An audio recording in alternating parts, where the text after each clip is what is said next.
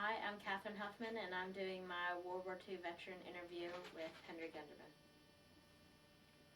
Hi. Hi. I have a few questions I'd like to ask you, okay? Yeah. What area of the war part were you in? Well, almost all of them. I was in the American theater, European theater, North African, Middle East, CBI, What does CBI stand for? China, Burma, India. Did you volunteer for the war, or were you drafted? I volunteered. How old were you when you entered? 18. What was your rank? Staff sergeant. What kind of training did you receive before you went in? Well, I was in the medical corps, so I received medical training and surgical. And also after that I got air evacuation training. We would bring the wounded back.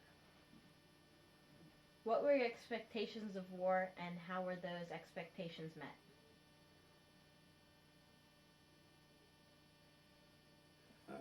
It's hard to put that into expectations. I didn't really know what to expect. And when I got to the theater, then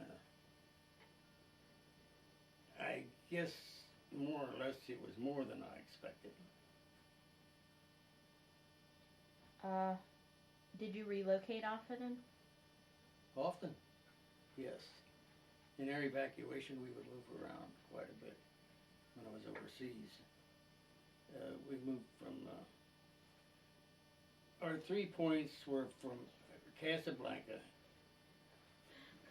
first of all, and then Cairo, Egypt. After that was Karachi, India, which is now Pakistan. But from there we would fly to Burma, pick up wounded and bring them back and we'd hit the 3 stages, Karachi, Cairo, and Casablanca. And from Casablanca you would go to the Azores, from there to Bermuda, and from Bermuda, United States. Wow. What was your daily schedule like on a day you weren't in battle? Well, I was never in battle, actually. You mean my daily routine? Yes. Well, when we weren't on flight, it was a matter of keeping up with our training and everything else. That was pretty much it. We were pretty busy all the time.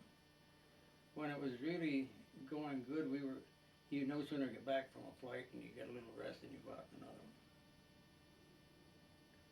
Was that very grueling for you? Yes, at times it was. Did you keep a diary or journal of anything of it? Not really, not when I was overseas. What did you do in the time that you weren't training or working? Well, we would have, when it wasn't so busy, we would have leave.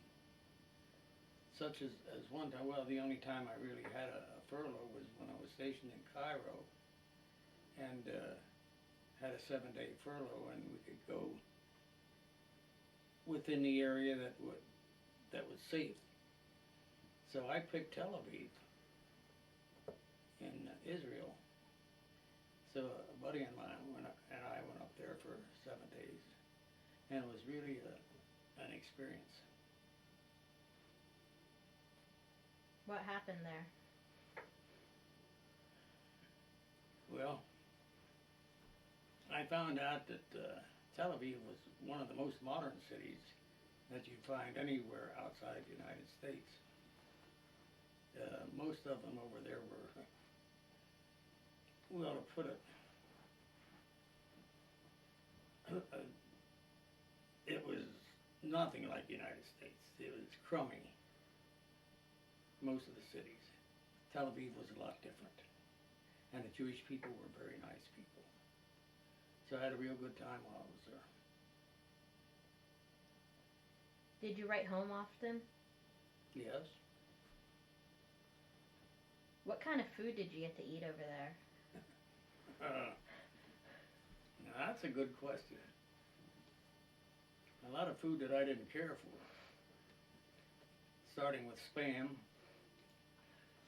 And when we were in India, rice. Every meal, every day. It's a lot of rice.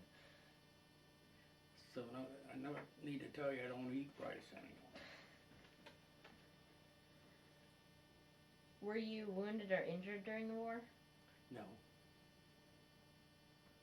How long were you actually gone from home? From home? 38 months. What was your most memorable experience? That takes a lot of thought. Well, about the most memorable I can think of is one time flying back across the Atlantic, back to Casablanca. We happened to fly over an American convoy. And our pilot couldn't find his flare gun, which you needed when you came close to friendly shores or convoy or something. Couldn't find it, so our own people started shooting at us. And that was pretty scary. I bet. And then there was a time we were taking off from Casablanca and we got shot at again from friendly fire from the French. So we had to turn back. We had the tail assembly shot away and back and landed. Have you kept in touch with many of the men that you served with? No, only a few. Some I just couldn't get in touch with anymore. Do you miss certain parts of being in the Army? Well, I miss some of the men I was with. Some of us got very close. We had a small outfit. There was only 6 surgical technicians in the whole outfit, which was supposed to be matched up with 6 nurses on the flights. And you got pretty close with the guys. Is there any other members of your family in the service? Yeah, I had 2 brothers that were in. One was in the Navy and the other one in the Coast Guard. How would you say the war changed your life?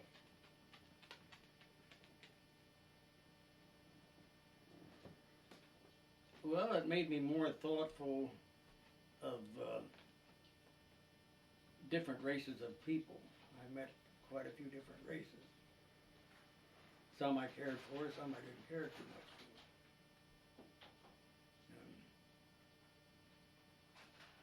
I don't know if we want to get into something like that. Is there any other stories, like, of fond memories you have that you'd like to share? Fond memories. Or non-fond memories, either one. Well, fond memories, when I was stationed in India, we had a 2-day leave. We flew to Agra, India, which is a site of the Taj Mahal. And we spent a day there, which was something I really enjoyed. Fort Agra and the Taj Mahal itself. Flying into Agra, when you see the Taj Mahal from the air, it looked like a pearl laying on a dump. Really something. And then the next best thing, I guess, was the pyramids of Egypt.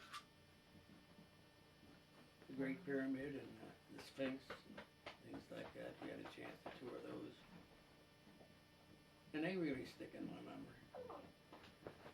I bet. Did you see a lot of beautiful scenery while you were there? Like beautiful countrysides or? North Africa and the Middle East don't have too much beautiful countryside. The places I were at, a lot of sand. Flying over North Africa, all you do is fly over the Sahara Desert. So you don't see much. I visited all the major cities in North Africa. That's about all I can say about that. Nothing beautiful as far as I'm concerned. Like I said before, Tel Aviv was the most fascinating city I was ever in. Would you tell anything to the future generations that would end up going into war for any advice? You know, advice going into the war, I think you're better off going with your own experience or finding out for yourself. Giving advice is something that everybody gives something different. So I think finding out for yourself is about the best thing. Okay. I'd like to thank you for your time and everything. You're welcome.